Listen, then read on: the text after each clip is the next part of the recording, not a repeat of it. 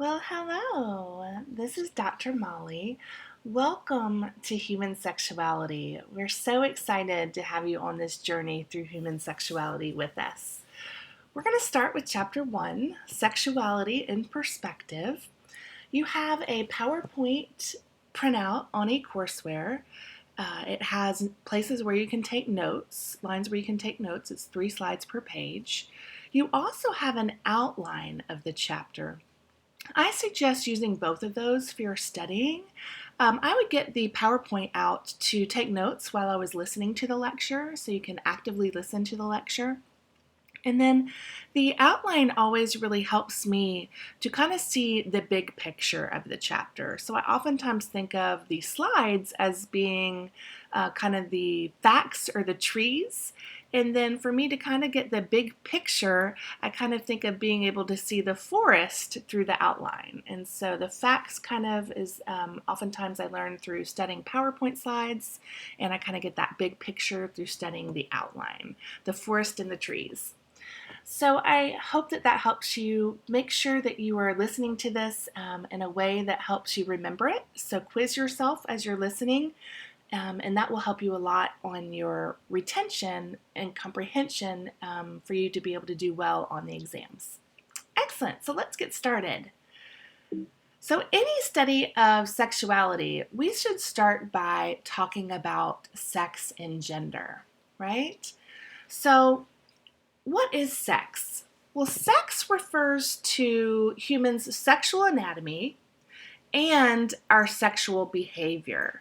And so when we're talking about sex, we're talking about when somebody is born into the world, did the physician say that this person was a boy based on a penis, or was this person a girl based on a vagina, or this person was intersex based on not being able to determine between male or female, right? So historically, that's how sex was determined. So when we're talking about sex, we're talking about the biological sexual anatomy, and we'll talk more about that in a future chapter. And we're also talking about the behaviors, sexual behaviors that people engage in. So throughout this chapter and throughout this class, this is what we're going to be talking about when we refer to the term sex. Gender, on the other hand, is really different than sex. Gender is more of a sociocultural term, and it refers to the state of being male or being female. So oftentimes nowadays we'll talk about people's gender identity, the identity that we feel that we are as a gender. So for instance, my gender identity is female. I see myself as a female. Regardless of the sexual anatomy that I was born with at birth, I identify as female. So that's my gender identity. There's also gender expression, and we'll talk about that more in Chapter 12. So how do we define sexual behavior? Well, in the past, people have defined sexual behavior differently. In fact, Alfred Kinsey, who we're going to talk about in a few minutes, he defined sexual behavior as any behavior that produces orgasm. Well, we know that not everyone orgasms, and so we have a much broader definition. And if we were in class, I would have you all think about your own definition of sexual behavior. So I encourage you to think, what are your thoughts about defining sexual behavior? How do you define sexual behavior? Well, sexual behavior for our textbook and for our class is any behavior that produces arousal and increases the chance that someone can orgasm. So it could be kissing, it could be petting, it could be oral sex or vaginal sex or anal sex. It could be playing with someone's hair that produces sexual arousal for them. So sexual behavior is a really broad term. So at the study of any discipline, you start with the study of the history of that discipline. And in this class, it will be no different. So when we start thinking about sexuality, we oftentimes will turn back time and start thinking about the ancient Greeks. The ancient Greeks openly acknowledged and participated in both homosexuality and heterosexuality. We have a great myth that the Greeks used to share, that they believed that people were born with double the amounts of arms and legs, double the amounts of organs, and that people could be double male, double female, or a mixture, a male, female. And so from this, they came up with this idea that people could be homosexual as well as heterosexual based on their myth.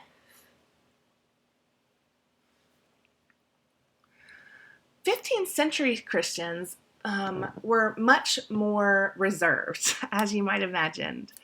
And they believed that wet dreams or nocturnal emissions resulted from intercourse with spirits. You guys may remember spiritual creatures called incubi and succubi, the succubus, right? So in a papal bulletin in 1484, in this book called the Malleus Maleficarum, the Witch's Hammer, there was a release of this papal bulletin that said people who had wet dreams were considered guilty of sodomy as well as witchcraft. And so for anybody who's ever known a person that has a penis, wet dreams are really pretty common. In fact, if you don't use your penis for sexual intercourse or masturbation, you're likely to have kind of a cleansing of the system and have a wet dream.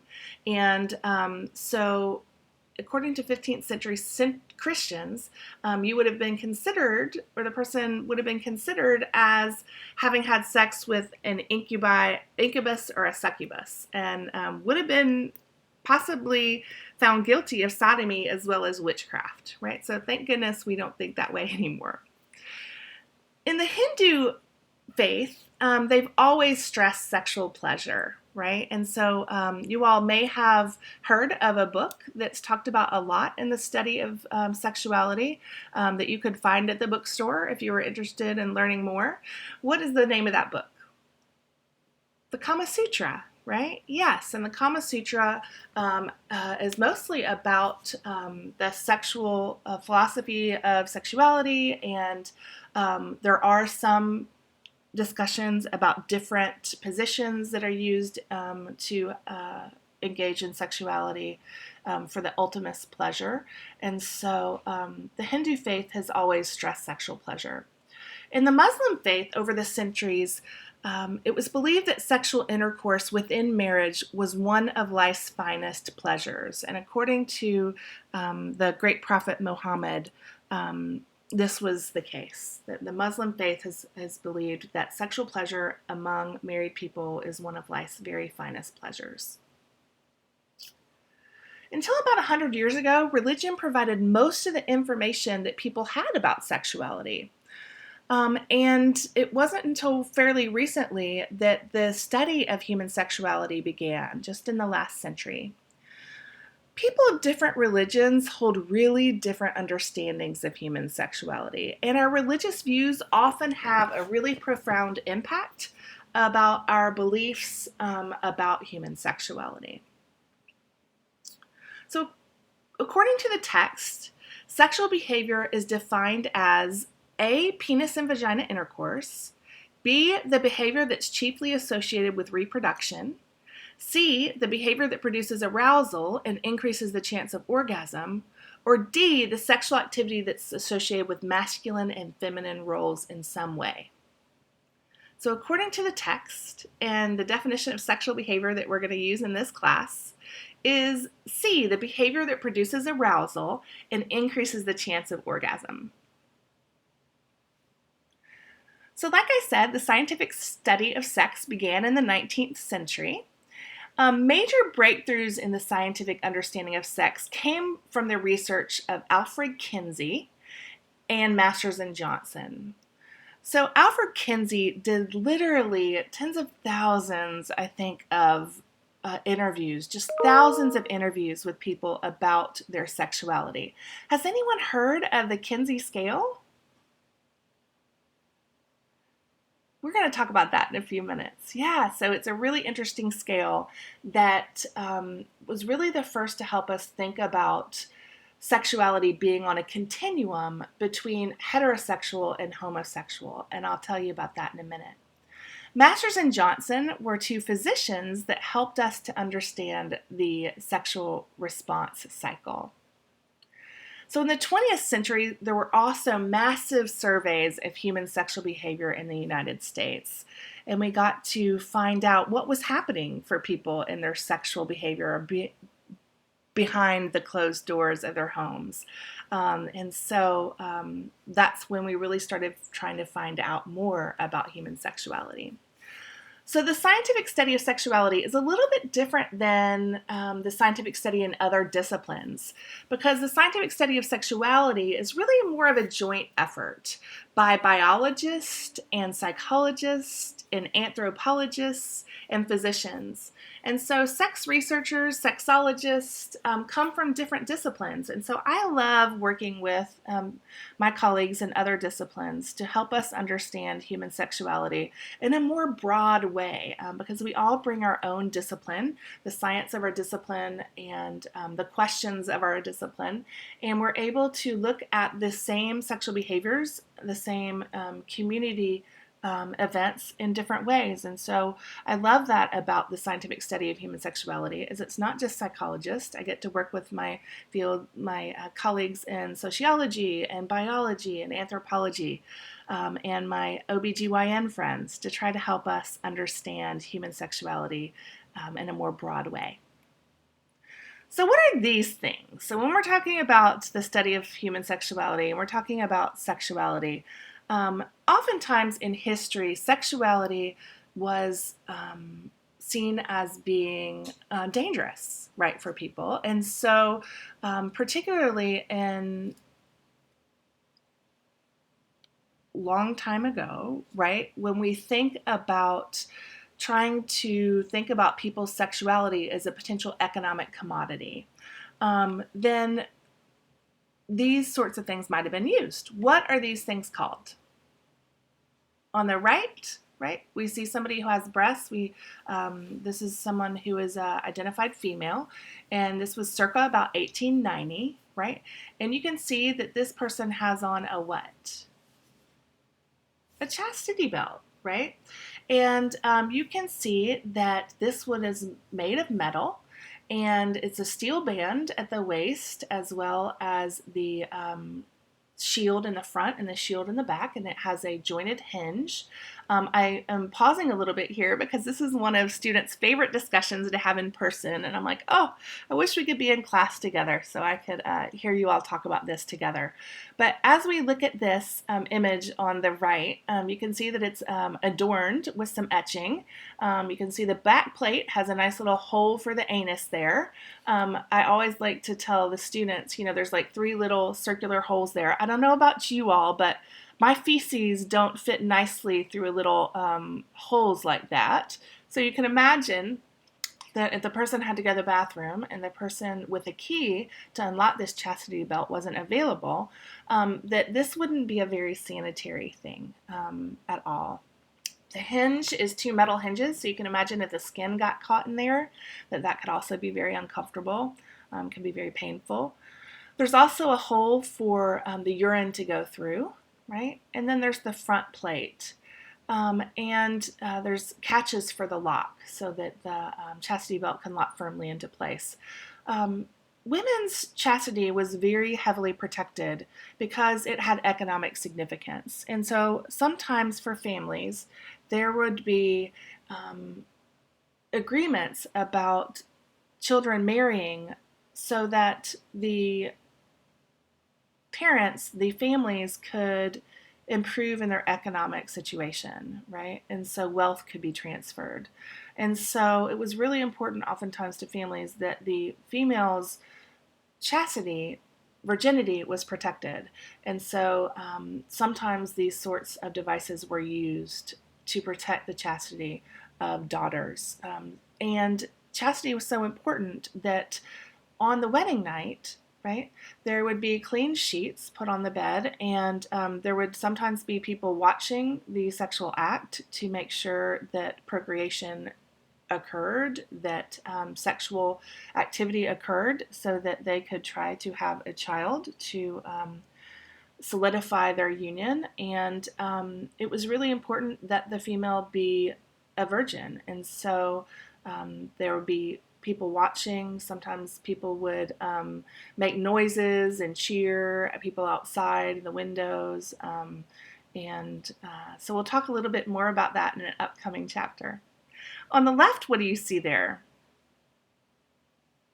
Lots of times my students say, yeah, well, this is like the medieval cock lock, Dr. Molly. And in fact, this is another thing that can be used to protect male fertility. And so you can imagine, luckily for males, their anus isn't near their vaginal opening, so they don't have to worry about that for infection purposes, and their anus is not covered by the lock here. But you will notice that the penis, the urine comes through either the little holes at the end of the metal shaft for the penis, or out the holes at the top. There's a big hole in it, and so the urine can easily escape. But you can imagine if this person was to become sexually excited, it wouldn't be very comfortable, right? Okay. So let's talk about some important sex researchers that we want to make sure that you all know about. So you all have likely heard of Sigmund Freud before, right? Sigmund Freud brought a really huge advance to the scientific understanding of the psychological aspects of human sexuality when he started his work in studying human sexuality. Sigmund Freud was a Viennese physician, and he founded psychoanalysis and psychiatry, and so you all have likely heard of him from those things that he contributed to our field. But he also was really interested in sexual development. Now, it's important to note that Sigmund Freud did not study children's sexual development and sexual development across the lifespan. He actually put together his theories around sexual development from talking to his clients, who were mostly women, and so looking back on their development across the lifespan. And Freud began this work and his study of human sexuality during the Victorian era, which was very rigid and very oppressive. In fact, the Victorian era is one of the most oppressive times in the study of sexuality and the understanding of sexuality. And even though oftentimes different things were going on in brothels and kind of saloons and behind closed doors in society, sexuality was very regulated during the Victorian era. And some of those sort of attitudes remain with us today. An equally great early sexologist was Henry Havelock Ellis. He also was an early contributor to the scientific study of sex, and he believed that women were also sexual creatures. And he was a sexual reformer. He believed that sexual deviations from the norm were oftentimes harmless for people, and he urged society to accept these sexual deviations as acceptable. Richard von Krafft-Ebing coined the terms of sadism and masochism and pedophilia. And in his 1892 book, The Psychopathia Sexualis, the psychopathology of sex, he was the first to coin the terms of homosexuality and heterosexuality. And so we are thankful for those terms, and we owe those terms to Richard von Krafft-Ebing, as well as the terms of sadism, masochism, and pedophilia. Magnus Hirschfeld was a German, and he was the first researcher to begin a sex research institute, and he administered the first large-scale sex survey. He obtained data from over 10,000 people using a 130-item questionnaire and trying to understand people's sexuality and to share it with the world. He himself was homosexual as well as a transvestite, and he was the first to to coin the term of transvestite. Alfred Kinsey, as I talked about earlier, is often talked about most about his study of homosexuality and heterosexuality and the use of the Kinsey scale in his interviews. And the Kinsey scale was used to have people that were coding interviews determine people's sexual behavior. And before Alfred Kinsey, they oftentimes talked about homosexuality and heterosexuality being dichotomous. But Kinsey did not believe that homosexuality and heterosexuality were dichotomous. He thought that everything in nature was on a continuum, and sexuality was no different. And so they would code people's transcripts from their interviews, and they had a rating scale from, I believe, like 0 to 7 that in the middle would be equally homosexual and heterosexual, and on the kind of ends would be mostly homosexual with a little bit of heterosexual, incidentally heterosexual, and then at the other end would be mostly heterosexual with incidentally homosexual. And so Alfred Kinsey really was the first to help us start thinking about our sexuality on a continuum. Masters and Johnson were two amazing physicians who were very interested in studying the sexual response cycle. So they invited people into their research lab to engage in sexual activity and studied the sexual response cycle. And when they first studied it, they found that there were 4 phases of the sexual response cycle, and we'll talk more about those in Chapter 5. So in the 20th century, a study looking at the physiology of the sexual response was conducted by who? A. Alfred Kinsey, B. Masters and Johnson, C. Margaret Mead, or D. Bronislaw Malinowski. So the physicians that studied the sexual response cycle, they studied the physiology of the sexual response cycle, and those were B. Masters and Johnson. So here's a timeline from the last kind of 100 years of the study of human sexuality, going from Freud in the psychoanalytic movement at the turn of the century, Havelock Ellis in his studies in the psychology of sex, Magnus Hirschfeld and the German sexual reform movement. Then we move into the anthropological studies, Malinowski and Mead in the 1930s.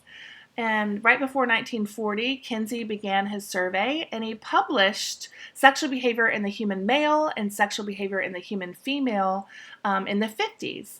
Well, you can imagine these books being released in the 1950s, that there wasn't a lot of discussion in people's daily social lives about sexuality in the 50s. And so these books were quite provocative. And the bookstores that chose to sell them, sometimes people would try to say that these books needed to be taken from the shelves, that they were evil, that they weren't good. But these books sold out so quickly because people were really interested in knowing about sexuality, because people weren't talking about it on TV. They weren't talking about it among their social groups or their families, and so they were desperate to find out this information. And so the books sold out very quickly, but they were forbidden in many communities.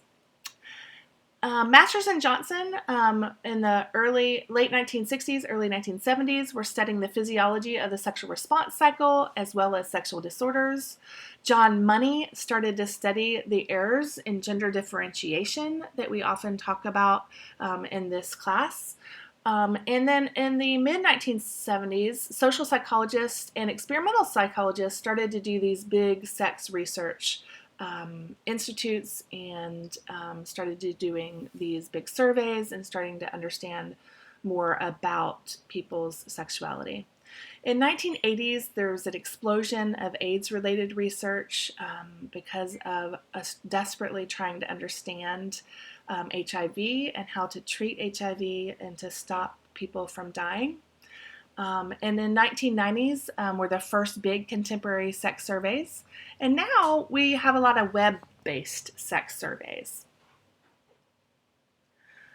So when we're talking about sexuality and the study of sexuality, we have to talk about the impact of the media. Primetime TV programs feature, on average, about 10 instances of sexual behavior per hour. And the media has three different types of influence. We talk about three different types of influences that the media has on sexuality. One of those are cultivation or mainstreaming. And so, depending on what the media is playing in their primetime programming that people are watching, or what they're playing on Netflix or Hulu, right? People start to believe that what they see on TV is what's happening among other people in the community, right? So it kind of becomes mainstreamed. And so this is one of the things that's become difficult with the kind of ubiquitous availability of porn, is that now younger kids are starting to see all these things that are happening in porn because it's available to them. And they're starting to see lots of anal sex and kind of rough BDSM. And they're trying to model and imitate those types of sexual behaviors, but not with the knowledge of how to protect themselves and keep themselves safe. And so this sort of mainstreaming can be harmful. Agenda setting is another influence that media has on our understanding of human sexuality. And agenda setting is really that the media really chooses what they want to cover, and then within a story, what they're going to highlight, right? So oftentimes in my life, when something has been going on big in our world of human sexuality, for instance, in the 80s, with the huge incidence of the number of people who were impacted by HIV and dying of AIDS, there wasn't as much on TV as I would have liked to have seen, right? People were suffering kind of isolated. There wasn't a lot of support more until later into the 90s. There was a lot of fear, and so people were scared. Many people who were diagnosed with HIV identified as homosexual men, and so there was a lot of fear, and they didn't know how the virus was transmitted, and so there was a lot of stigma around HIV. And there wasn't as much coverage and education around HIV on TV and in the media as I would have liked to have seen at that time. One of the reasons that I got into the study of human sexuality and in the study of sex education is because when I was your age, when I was in college, one of my best friends died of HIV, and so a longtime family friend. So agenda setting, the media has a lot of power in the stories that it tells and how it tells those stories.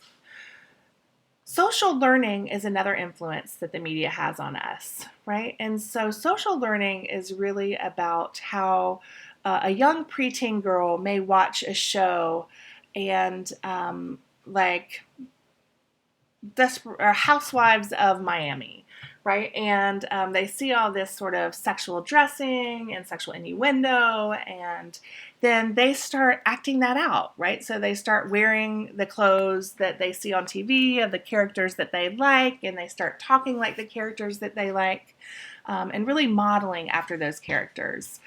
Social learning is something that happens in all of life, but it can have a huge impact in the way people behave sexually as they try to imitate kind of the characters that they like in TV or movie.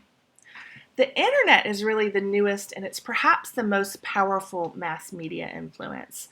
And it's a wonderful thing, the internet, and it can be used for great good, and it can also be used for great bad. And one of the things that I think that we need to do as far as the internet's use of kind of pornography and helping people explore sexuality is that we also need to be using the internet to teach sex education that's comprehensive, that's accurate, and so that people that are engaging in porn use safe lubricants, they use protection, they use dental dams, they teach the world how to engage in safe sexuality.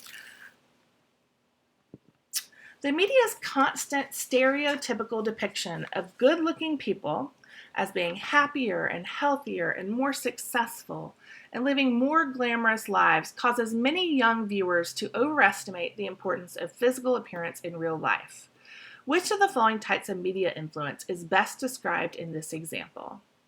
Is it A, agenda setting, B, ethnocentrism, C, cultivation, or D, brainwashing?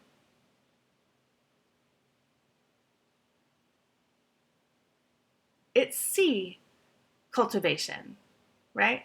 Because they're trying to make everyone feel as if, right, this is how everyone should be living, right? That, you know, people on TV, the way that you should be living is happier and healthier, more successful, living more glamorous lives, and it really causes some problems for young preteen viewers to really start to overestimate and build their self-worth based on their own physical appearance.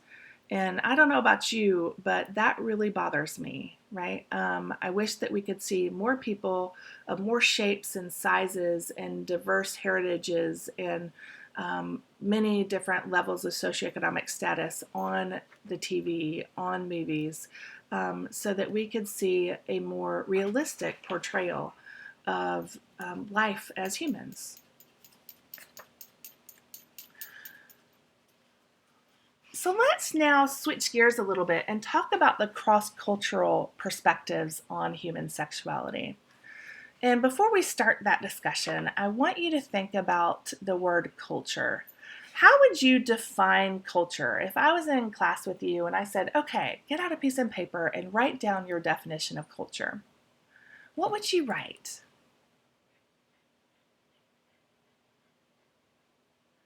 Well, culture is defined in this textbook as traditional ideas and values that get transmitted to a group and influence that group's patterns of behavior, right? So culture has both the traditional ideas as well as values that get transmitted to a group across time and influence that group's behavior. Ethnocentrism is defined as a tendency to regard one's own culture as being superior to other people's cultures. And it's the belief that our own customs are the standard by which other cultures should be judged. Ethnocentrism is the reason that the rest of the world doesn't like American travelers. Because we go to other countries and when food is served in a certain way or our drinks are served warm, we scoff at them. And we assume that our way is the right way, which is not correct, right? The most exciting part of journeying across the world is experiencing cultures the way they are. So, if you get the opportunity to travel, enjoy experiencing that culture on that culture's terms. Don't judge it according to our culture, because you're going to be an unhappy traveler and people aren't going to welcome you as you would like. And so it's really important to show your appreciation for other cultures' traditions, right? The way that they serve their food, the way that they interact with people, and be welcoming to learn new things about different cultures. And I'm sure you all will be that way, for sure.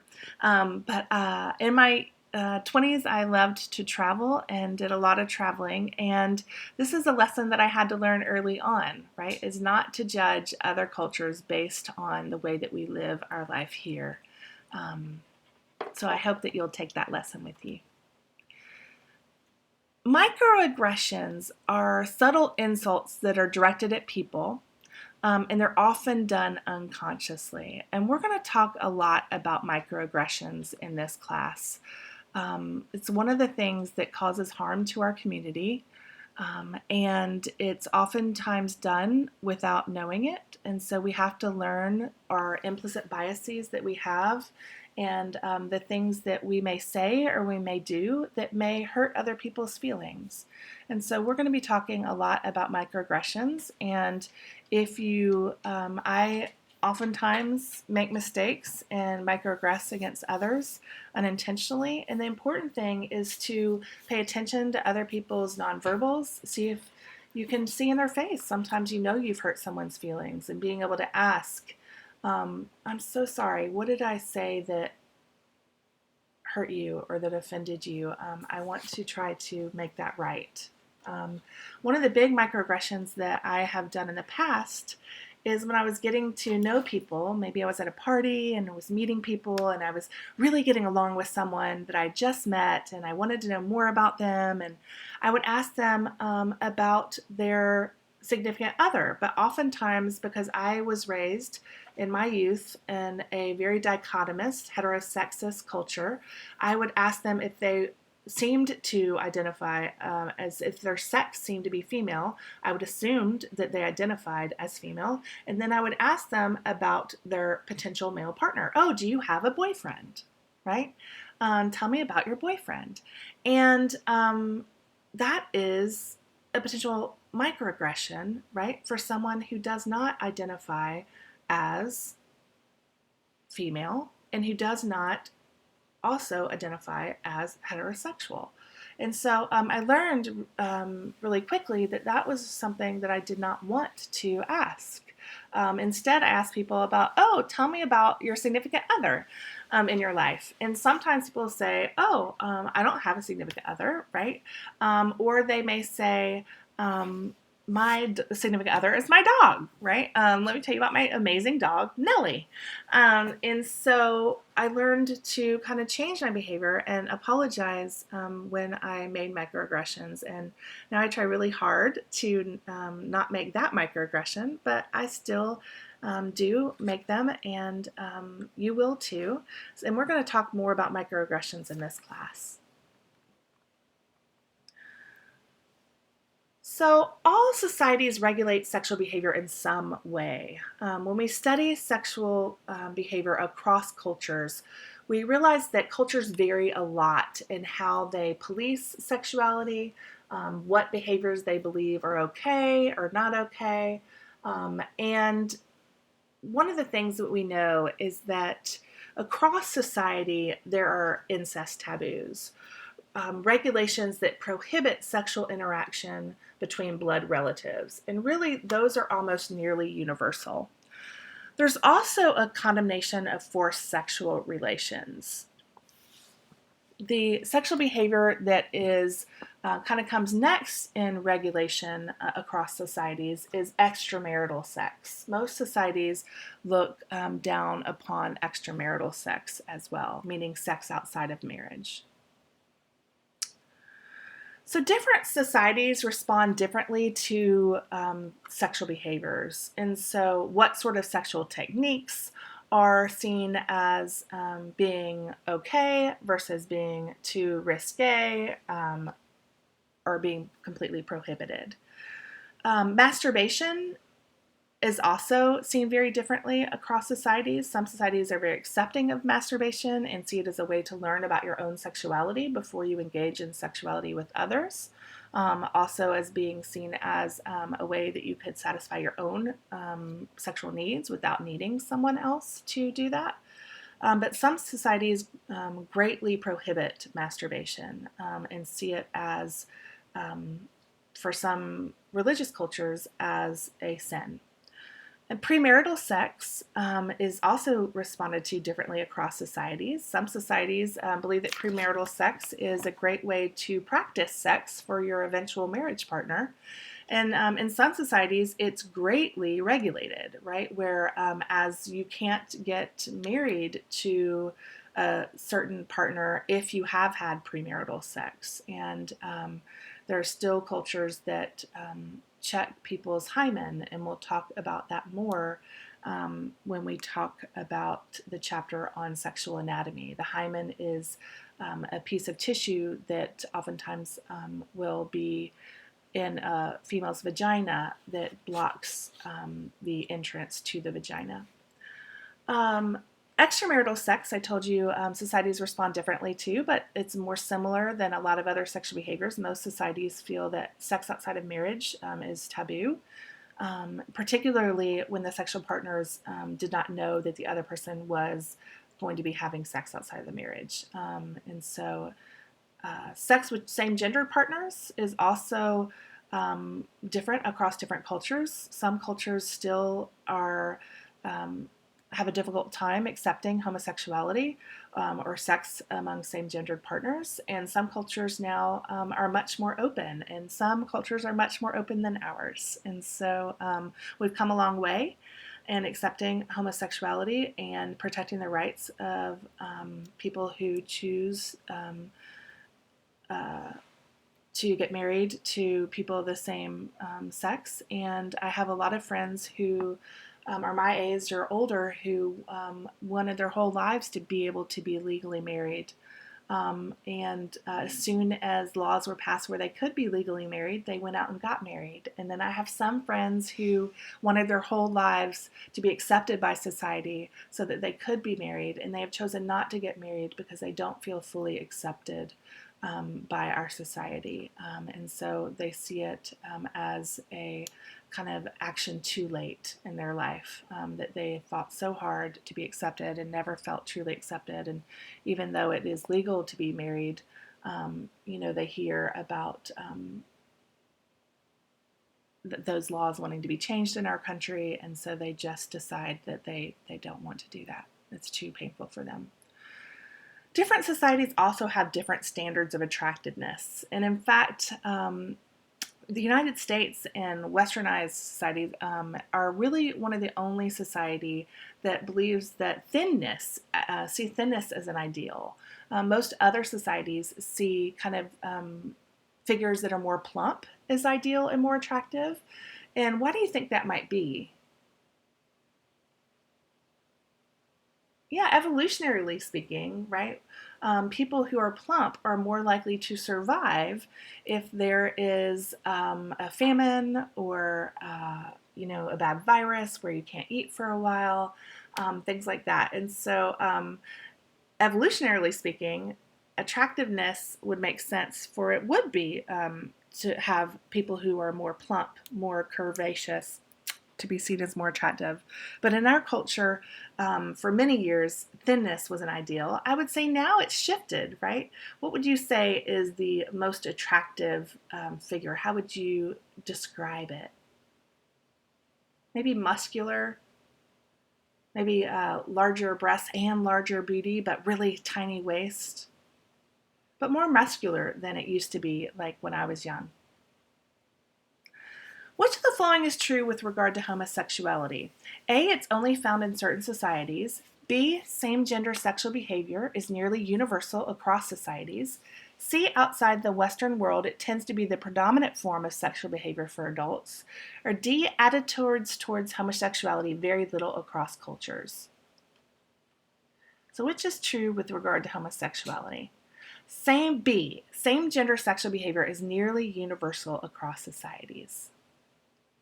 Well, sexuality also varies by social class. How sexuality practice varies by social class. So in this class, I want to make sure you know how to read a table so that if you get these on standardized exams, you know how to quickly get your answers. So always make sure you read the title of the table, that you read what's along the x-axis and what's along the y-axis before you start trying to answer the question.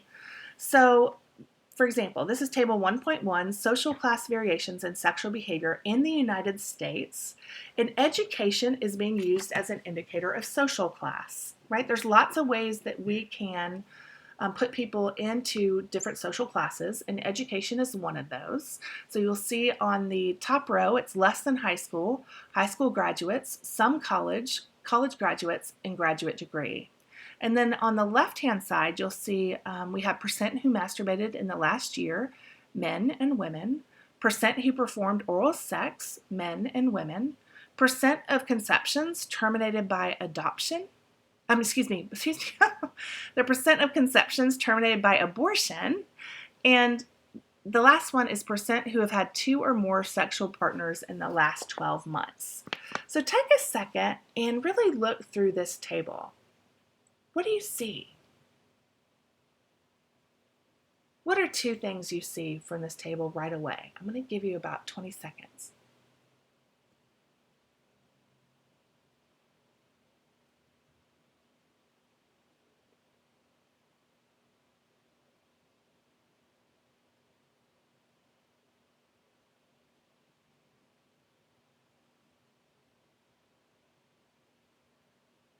All right. Well, just with that first line, right, percent who masturbated in the last year, you can see really quickly if you scan the table that as people's education level goes up, their rates of masturbation, of reported rates of masturbation, right, increase. It's important to note that these are the numbers of people who reported masturbation. Does that mean that it's the truth that these are the number of people who masturbated? Maybe or maybe not, right? Maybe there's a different amount of pressure to be allowed to report that you masturbated if you have an education of less than high school versus a graduate degree, right? But these are differences in the number of people who reported that they masturbated. And you can see that as education level goes up, so does the number of people who report. You can also see really quickly that there's a difference in the percentage of males versus females who reported that they masturbated. So males report more frequently that they masturbated than do females, right?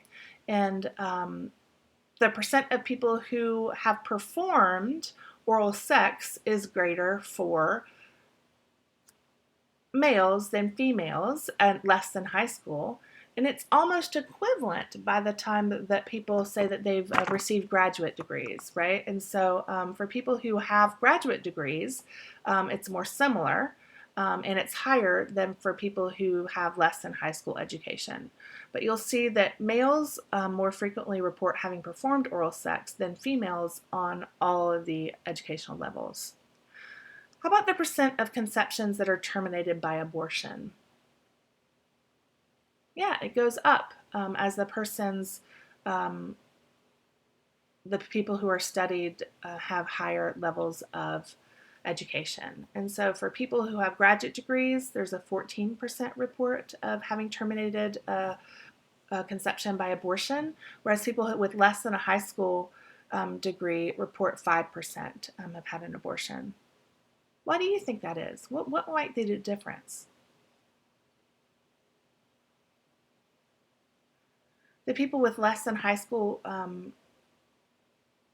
education, right, may have decided to not proceed with their education and raise their child, right? Whereas people with graduate degrees may be more likely to have aborted and to have gone on to receive their graduate degree. How about percent who've had 2 or more sexual partners in the last 12 months? This isn't too dissimilar, right, across all of the groups, right? It ranges from 13 to 19%. From graduate degrees, 13%, to college graduates at 19%, and some college at 18%. So you can see that this is pretty similar across educational levels. According to a research study based on social class variations and sexuality, which of the following women is most likely to terminate a pregnancy by abortion? A. Millie, a high school dropout. B. Joan, a high school diploma holder.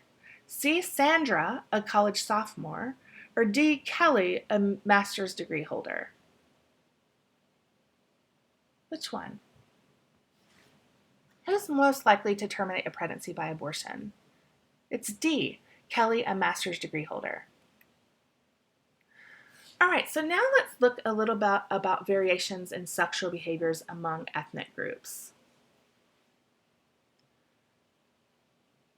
I want you to spend some time, so you're going to start by reading the labels over the columns. So we're looking at the ethnic groups of whites, African Americans, Latinx, and Asian Americans, right? And the sex ratio, percent who masturbated in the last year, percent who gave oral sex, percent of 30 to 34-year-olds who have never been married, percent of conceptions terminated by abortion, had sex with the same gender partner, and percent who've had 2 or more sexual partners in the last 12 months. Now remember, these are people, the percent who reported.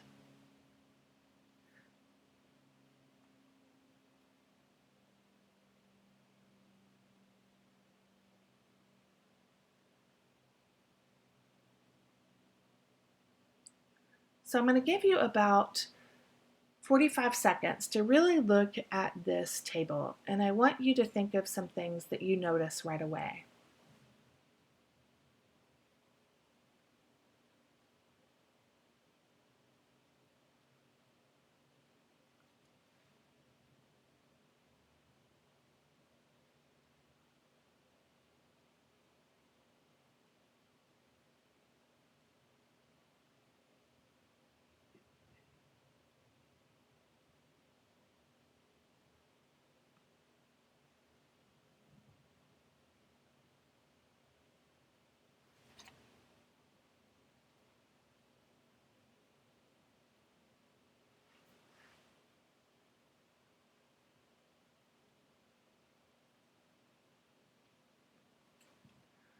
All right, so what do you notice the front top line on sex ratio?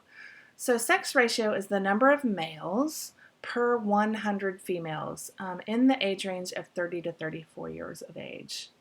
So this is, I remember this time very well in my graduate school studies when I had many peers who were in their late 20s and early 30s. And I remember this really well. So what do you notice about the differences of this ratio across these ethnic groups?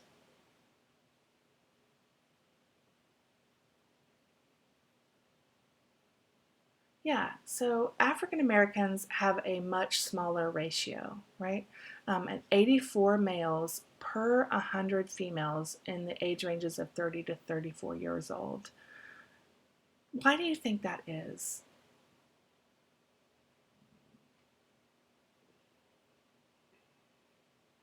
Well, it has a lot to do with what we've been talking about in our culture over the last few weeks, right? We have institutionalized institutions that are racist. We have systematic oppression.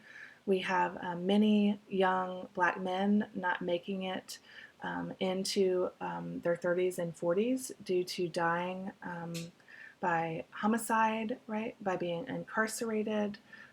And so this is a really unfortunate marker of that terrible oppression and racism that young black men are experiencing in our country every day. And so when you're talking to people about the fact that these young black men are not given the support and from a very young age that they need, and something that they can do to help change our society is supporting young black men.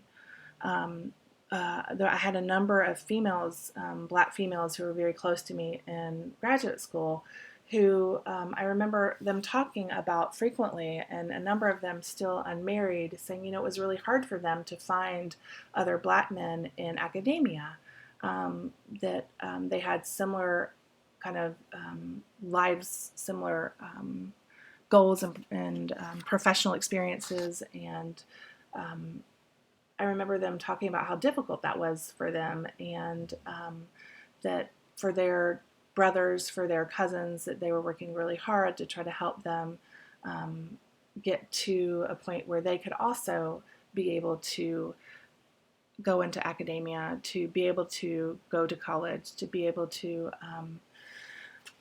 choose the life that they wanted and the career that they may want, no matter what that was.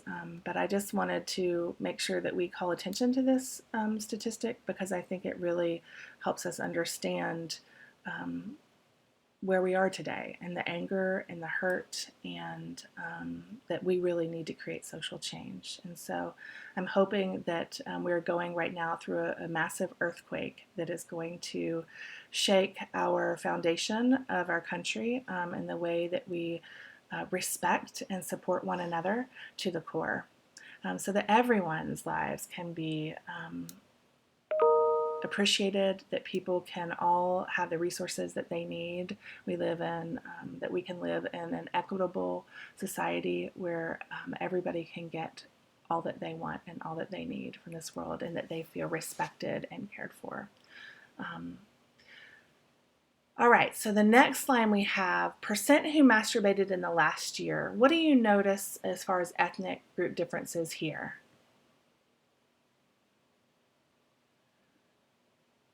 African Americans report masturbating, particularly African American men, at much lower rates, right? And we oftentimes talk about the fact that young African American men who are not incarcerated and who have lived into their 20s and 30s have a lot of African American females to choose from should they want to date somebody who's African American, right? And so if they're heterosexual and they want to date African American female, there's a lot of African American females available for them to date, as the ratio is very different than it is for other ethnic groups. And so maybe African American males need to masturbate less, right? And so they're able to get their sexual urges in a different way, right? Perhaps that's part of the reason that that percentage is so low. There's also a lot of religious pressure in many African American denominations and faiths that see masturbation as being less accepted as is having sex with a partner, right? And so there can also be religious taboos around masturbation that are oftentimes experienced in the African American church and in different African American churches and faiths. And also in the Latina community and Latino community, Latinx community, there's also quite an importance in religion, right? And many cultures and the Latinx cultures in the Catholic tradition. And so those numbers may be lower than in white cultures because of that religious taboo against masturbation. What else do you notice between the percentages of masturbation?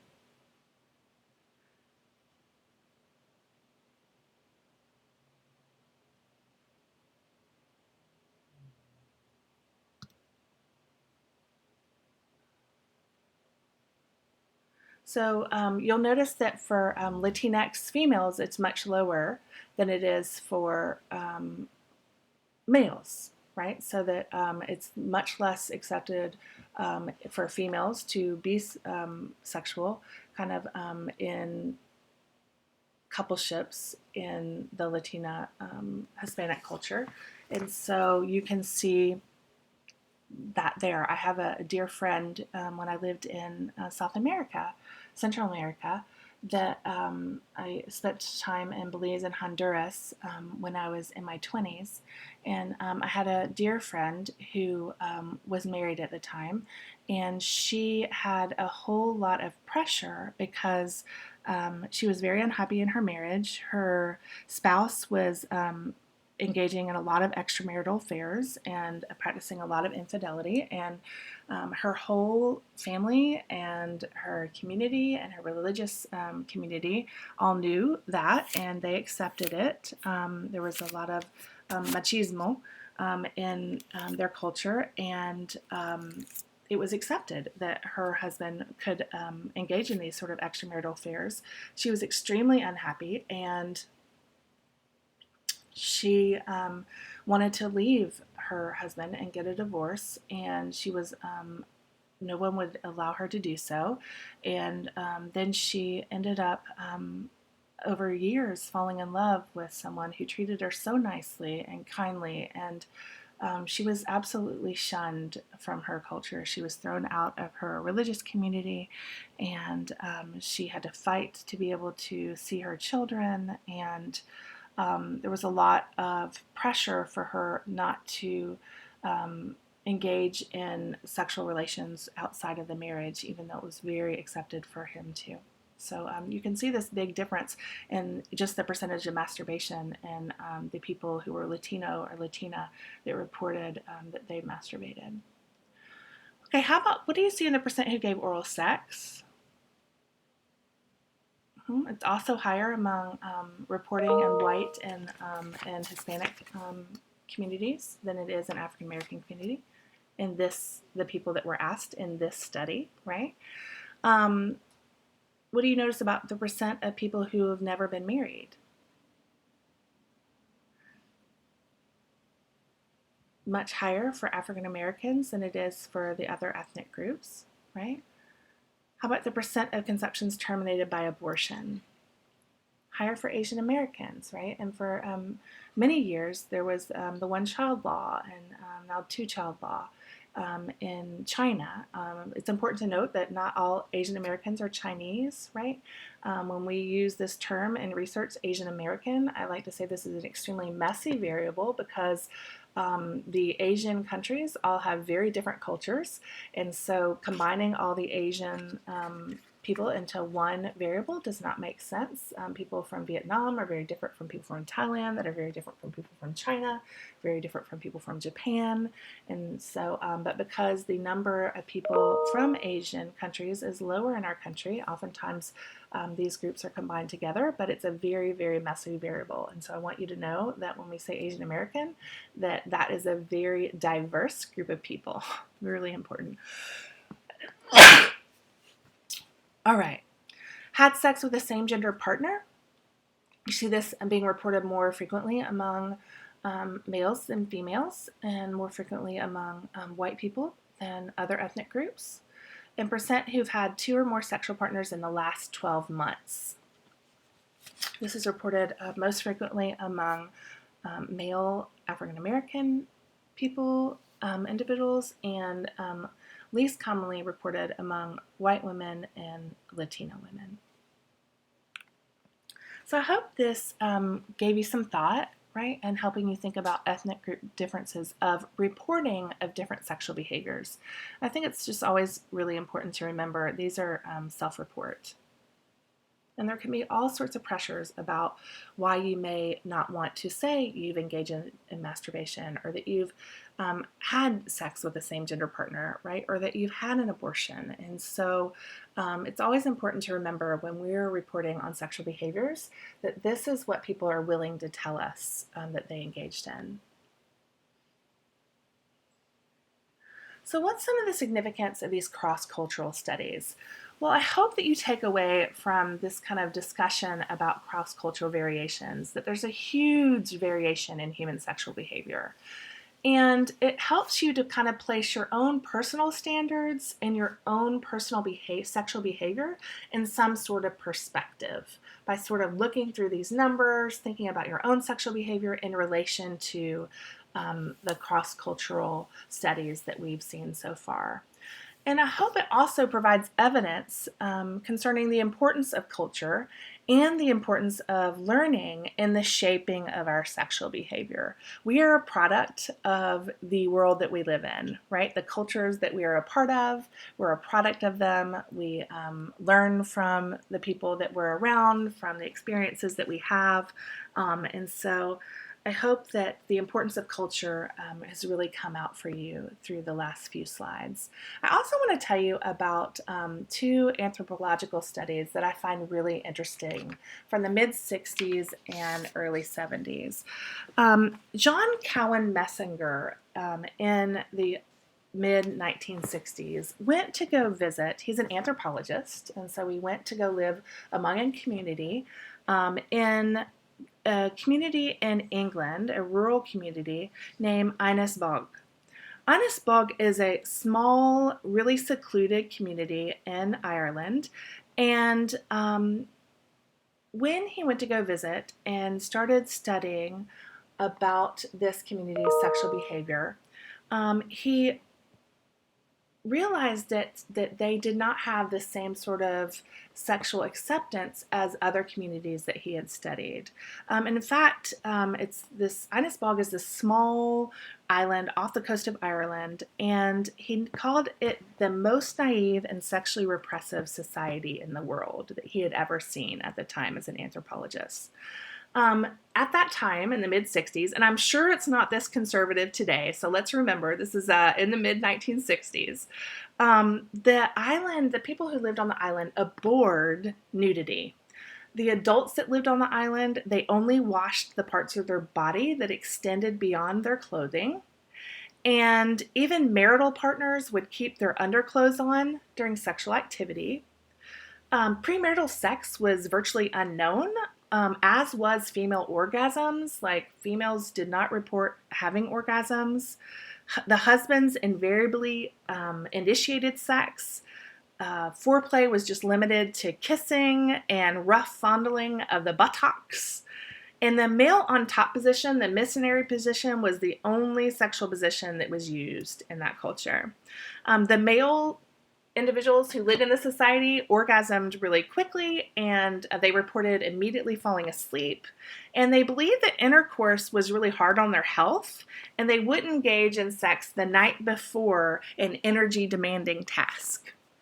Moreover, they didn't approach their wives sexually while they were menstruating or for months after childbirth. And the women on the island, they feared menstruation as well as menopause.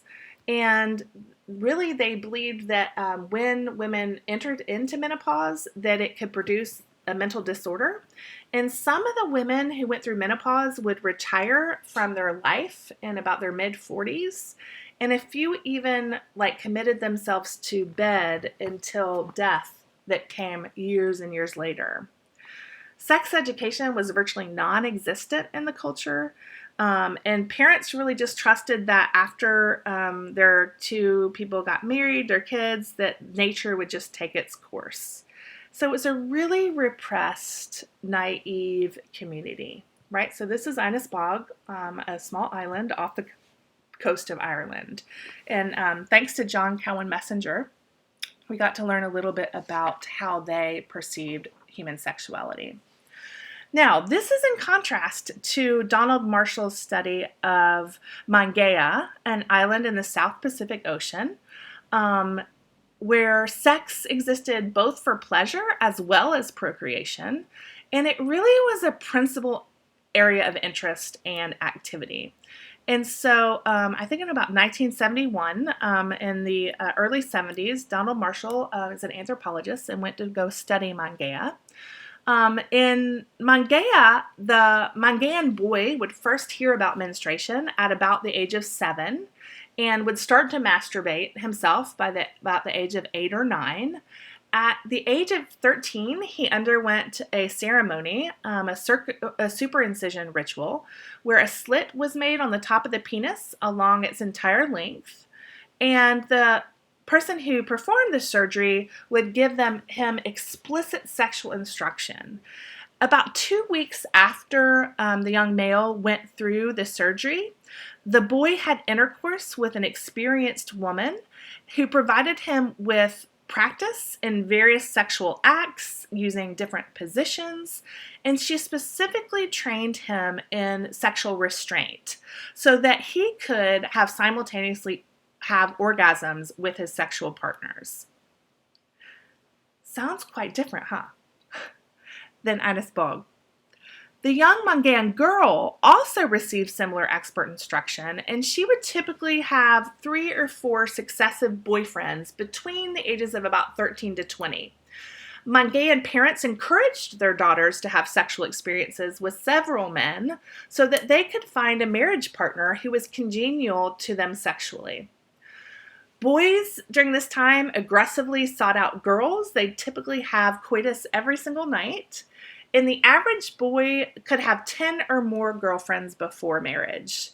At around the age of 18, the Mangaeans typically have sex most nights of the week, with about 3 orgasms per night. And all women apparently learned to experience orgasm in Mangaea, as they all reported having orgasms. And in Mangaea, men reported that one of their main primary sources of pleasure were bringing their partner to orgasm. So this is around the same time historically, right? Innisbog and Mangaea and the study of the anthropologists who visit them. And you can see that culture had a huge impact on the way that the individuals who lived there experienced human sexuality.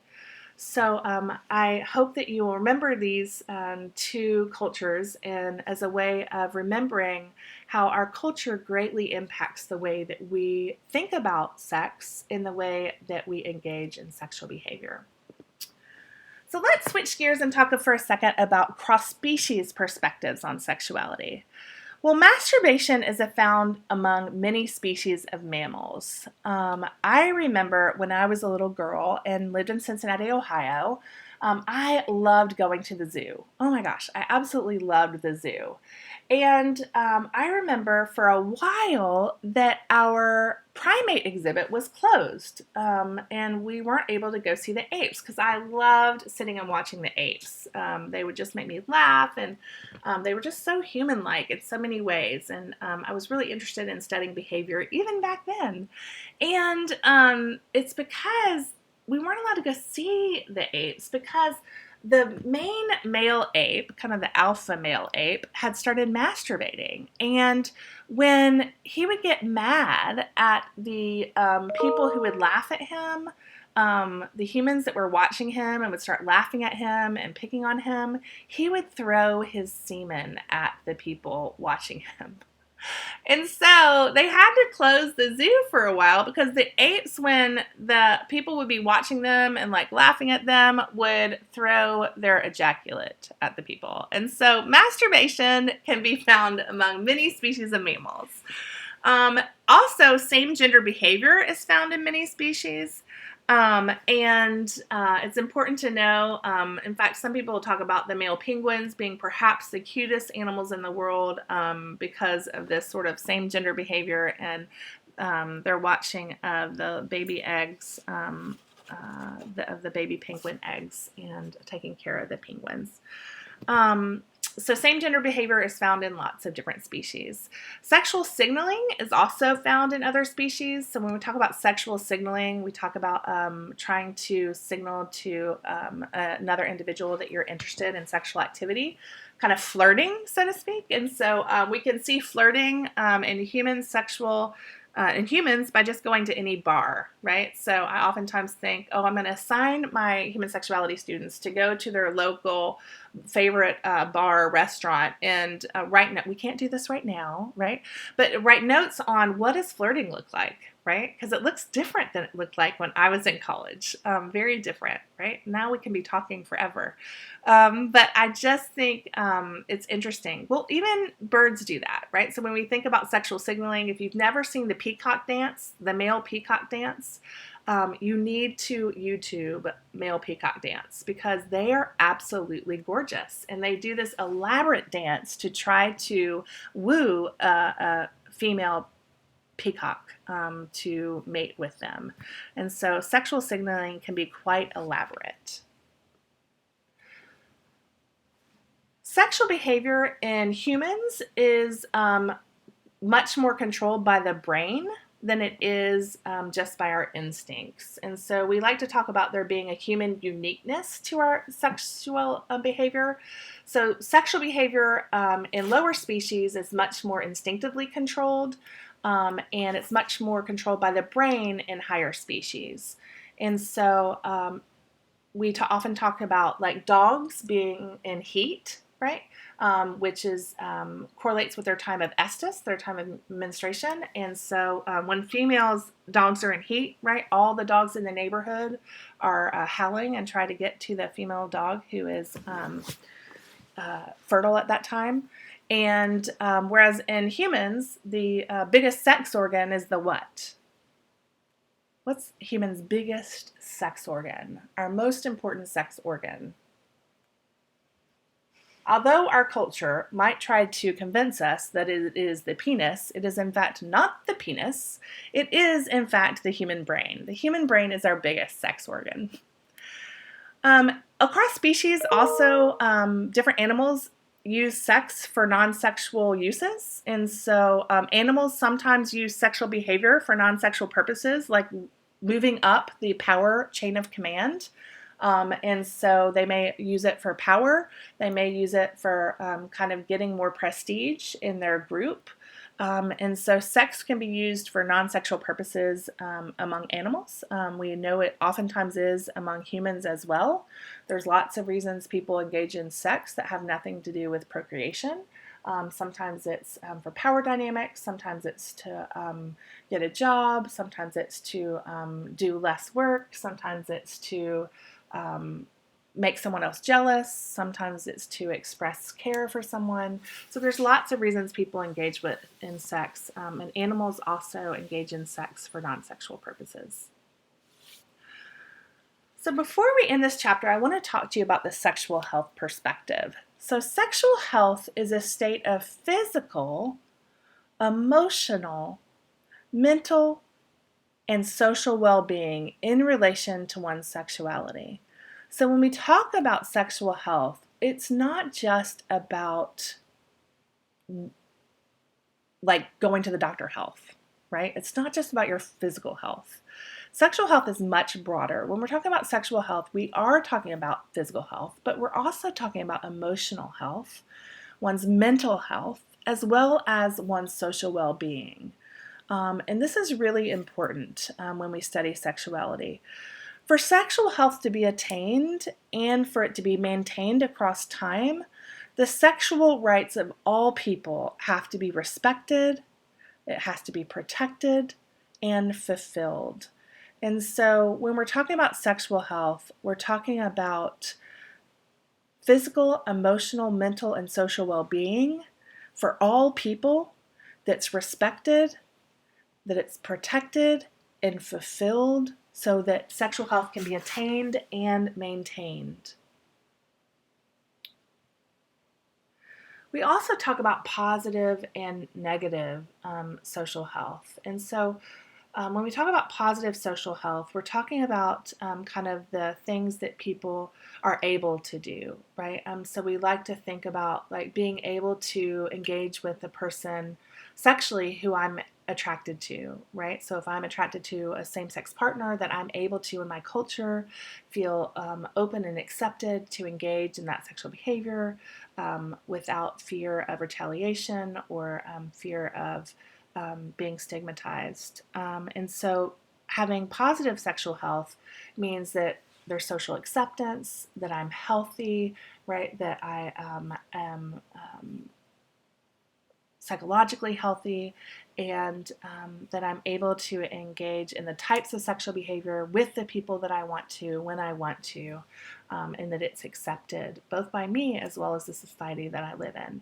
When we talk about negative sexual rights, we're generally talking about being free from things that are harming to us. So being free from sexual assault, right? Being free from rape myths, right? Being free from stigmatization of different sexual identities and gender identities, right? So we think about both positive and negative freedoms. And so this is an important component of sexual health. There's a really fun review of human sexuality that you can do through the crash course. If you guys have never taken a crash course, they're super fun. He speaks super fast, but you can learn a lot and review a lot of this chapter by watching the Let's Talk About Sex crash course that's human sexuality. I think it's the crash course number 27. And so go to YouTube, watch this crash course. I think you'll enjoy it. It's a great way to do a quick review. I hope that you've enjoyed our first chapter in our introduction to human sexuality. I'm so thankful to have you on this journey with me. And I look forward to our next time together.